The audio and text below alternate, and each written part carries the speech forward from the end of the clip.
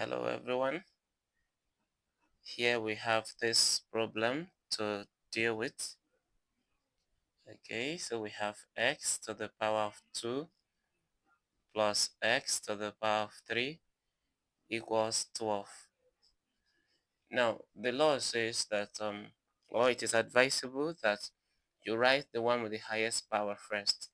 So this is x to the power of 3, then plus x to the power of 2 equals 12. And then if you look at this, there's a simple method to use, or a simpler method. You can express whatever you're going to have on the left or whatever you're going to have on the right, express it in this form. So x to the power of 3 plus x to the power of 2 equal to 12 here is 8 plus 4. Okay, now I can write 8 in this form and write 4 in this, right? So our x to the power of 3 plus x squared will now be equal to 2 to the power of 3 plus 2 to the power of 2. Now from here you can deduce that our x is equal to 2. But we are instructed to solve this completely, meaning that there could be other solutions, right? So to do that, we are going to rearrange x to the power of 3. This becomes minus 2 to the power of 3. Then plus here I have x squared. Then I have minus 2 to the power of 2. Everything is now equal to 0. Now, what do I do to this alone? And what do I do to this? Here I have difference of 2 cubes. And here I have difference of 2 squares. So, difference of 2 cubes will be a to the power of 3 minus b to the power of 3. This is a minus b in the first bracket. Then in the second, we have a squared plus ab, then plus b squared. Okay, so this is for the difference of 2 cube, right? So I'm going to apply the same thing to this. So if I do that, I will be having, in place of a minus b, we'll have x minus 2. X minus 2, close this. Then here we have x squared. Then plus a is x times 2, that will be 2x. Then plus b squared. Our b squared will be 2 squared, and that will give us 4. Close this. Then plus, in this place, I apply difference of 2 squares. So I'll be having x minus 2 into x plus 2. That's called difference of 2 squares.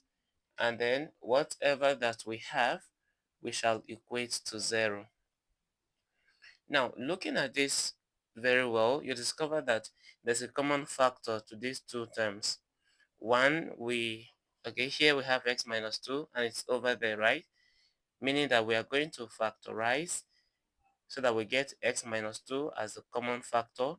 Then I have this over here, x squared plus 2x, then plus 4. Then plus, what do I have? I have x plus 2. If you like, you can still have that in bracket. Then we equate everything to 0. We can now deal with what we have in this bracket. X minus 2 remains a common factor. Now here we have x squared.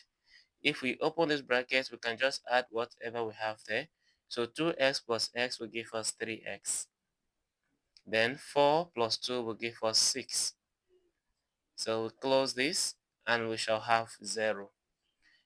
Now from here we apply 0 product rule to say x minus 2 equals 0, or x squared plus 3x plus 6 equals 0. Now x is equal to 0 plus 2. Okay, and then on the other side we have a quadratic equation, right? So our x from here is 2, and this is the real solution. And I told you before that after taking our first two steps, we could easily get the value of x. But from this quadratic equation now, you would agree with me that we are going to have two additional solutions. So we use the formula method for this. X is equal to, by the way, ask yourself, do you have the quadratic general formula in your head? Okay, do you have it in your head? If you do not have it, pay attention. X is equal to minus b plus or minus, then we have b squared minus 4ac all over 2 times a. Okay, so we have x to be equal to, our b is 3, so we're having minus 3 plus or minus, then we have b squared, which will be 3 squared minus 4 times a times c, and our c is 6. A is a coefficient of x squared, right? And that is 1. So we divide the whole of this by 2 times 1. I remember that 2 times 1 will still give you 2.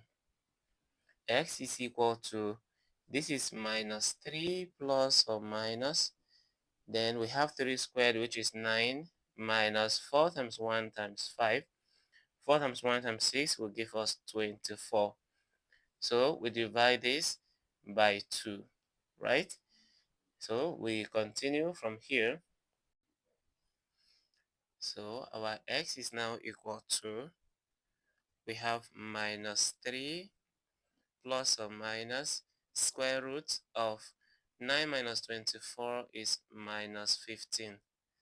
Then we have this over 2.